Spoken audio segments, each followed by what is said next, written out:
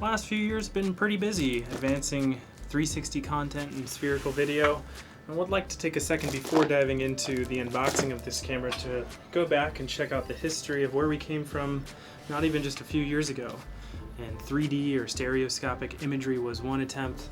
Then as we got further down the road, we started creating things like Omni or even the 16 camera Odyssey, which this technology with having 6 GoPro cameras, one facing each side of the sphere, produced high-res spherical imagery. But how do you make this even more consumer-based? So a year after this, we had Fusion, and Fusion was your consumer-facing single camera, a little bit large and bulky, but for 360 video that shot in all directions. I think this is a prototype from when GoPro tried 3D spherical video.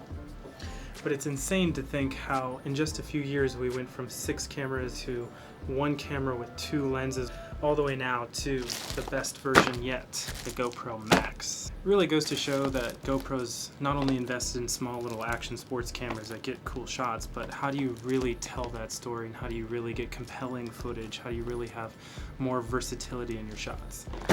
So let's jump in and do an unboxing. All right.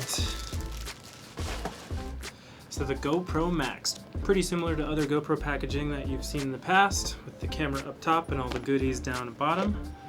See a convenient little pull tab.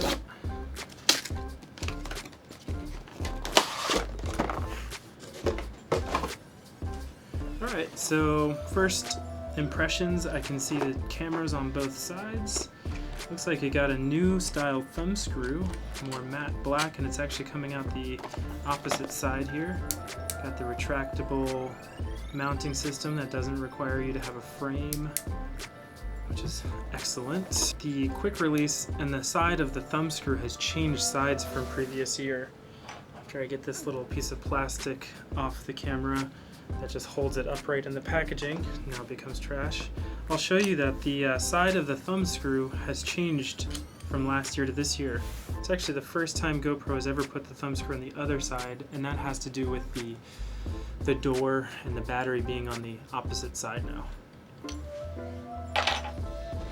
So continuing along, we've got the standard packaging base, which I toss these, but some people like to keep it as like a desk top holder for your desk, or maybe just a makeshift mount. So inside the box of goodies, it says to remove the quick release and take off the camera.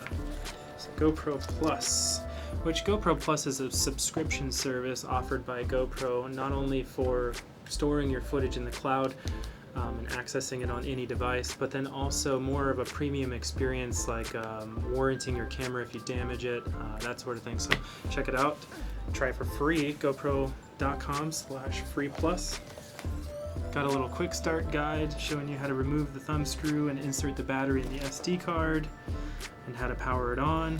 Also how to mount the adhesive mount for your helmet.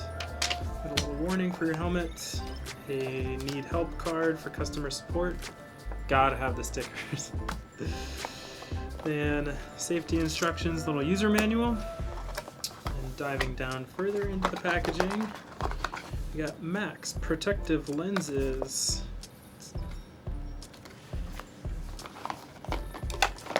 Ooh, a nice little baggie to go with it. So you got your standard helmet curved adhesive mount, new battery for the GoPro Max. Ooh, and here are the lens protectors that go on either side. And ooh, a nice cloth bag, which I see some little, what are these? Oh nice, lens protectors. Very cool. Take the plastic off these and take the lens protector off and put these clear, more protective. I bet you if that's for like mountain biking or motocross, something like that, where a lot of dirt and debris would be flying at the lens, it kind of adds a little bit of a lens protection. Take this little piece of plastic off too, won't be needing that. Unveils the touch screen on the GoPro Max. Got your USB-C cable. Let's see here, the door, you pop it down and open it like you're used to, pop the SD card in, your battery, and your USB-C plug right here on the top. That's for charging and also data offload. Pretty nifty. And then in the soft case here, looks like it fits pretty nicely. Very nice, and there you have it. That's what's in the box. See, compared to last year's Fusion camera, it's much smaller.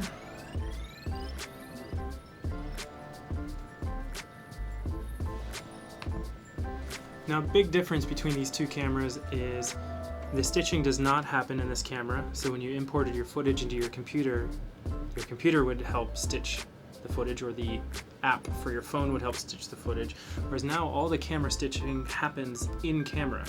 The GoPro Max produces a .360 file, which is compatible with the new GoPro player and also the new GoPro app.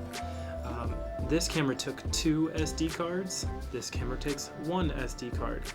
So again, simple little changes in user interface really brings it consumer facing that much more.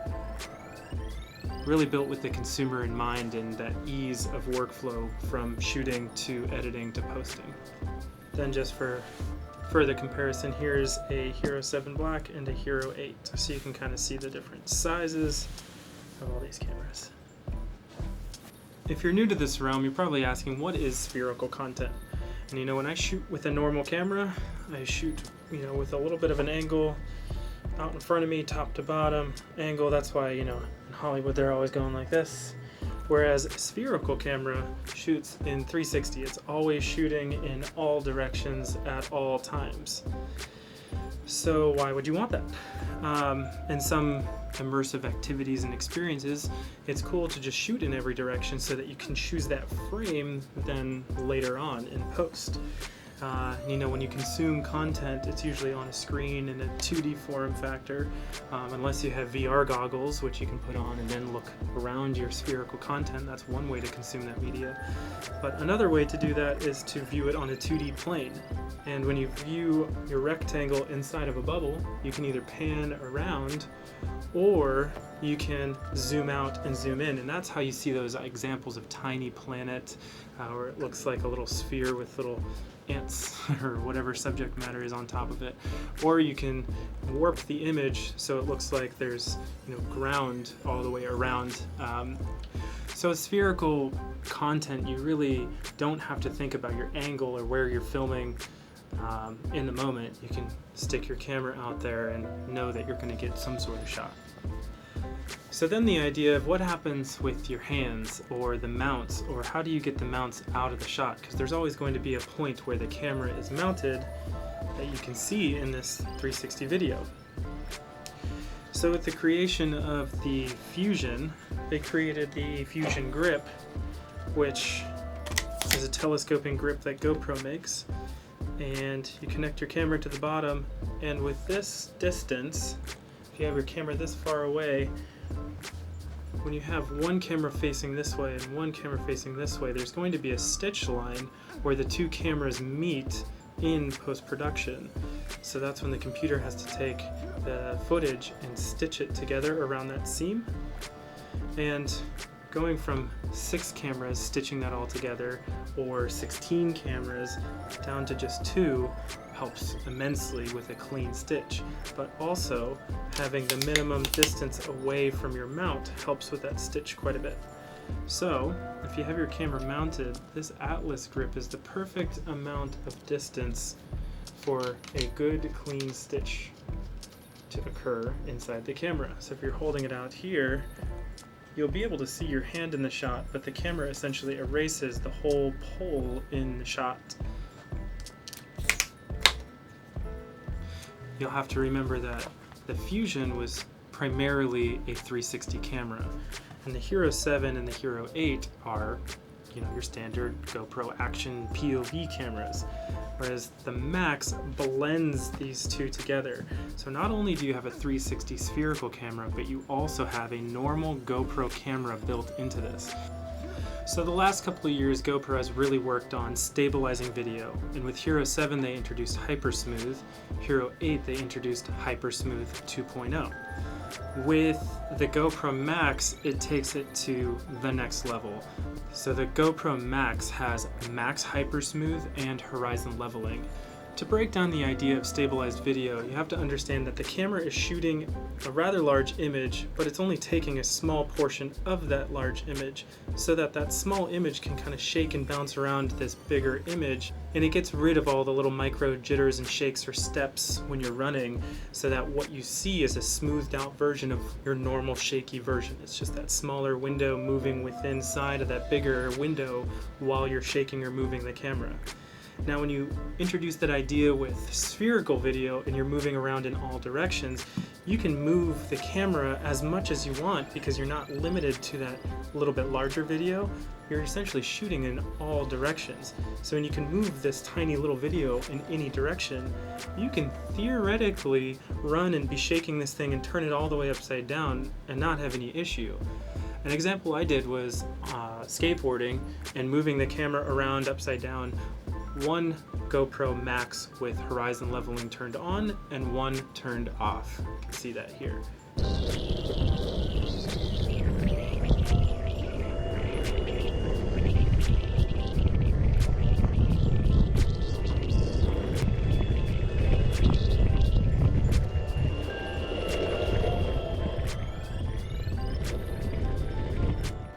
I don't think consumers have ever seen that type of stabilization before, so to get that from a camera,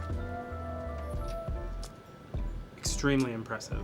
So my next favorite feature is Max TimeWarp, and Max TimeWarp is essentially GoPro's TimeWarp that they created for Hero 7 and Hero 8, but now with the Max in 360. So you're taking a 360 spherical time lapse and able to move within it in post-production to be able to get these incredibly immersive time lapse that you can choose any angle for.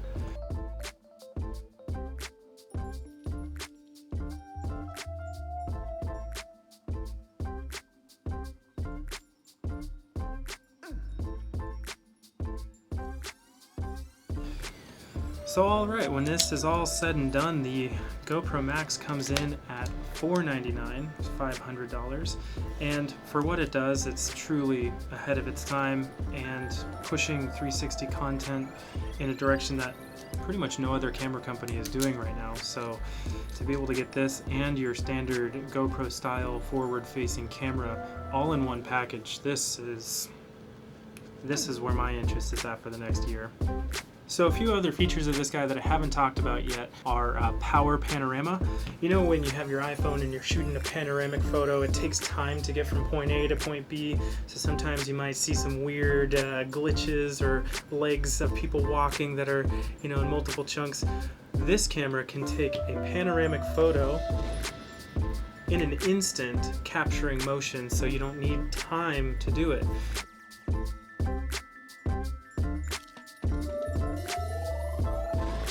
Something that a lot of people don't realize with the Hero 8 and the GoPro Max is that you can use these to live stream directly through the GoPro app, to Facebook, to YouTube, to Instagram. A lot of live streaming is kind of overlooked on these cameras, but you can do that. So it's got 360 audio, and built into this camera there are 6 microphones, essentially creating omnidirectional audio. So no matter where you are, your audio is around you. It's spherical as well, so creating that extremely immersive audio experience to go hand in hand with your video can really get the viewer to dive in and hear the audio coming from different parts where it's captured on the camera. And of course it's a GoPro, so of course it's rugged, durable, waterproof, up to 5 meters, 16 feet. It feels bulletproof. I'm not afraid to put it in harm's way to get a cool shot. And as always, stay rad. Until next time, peace.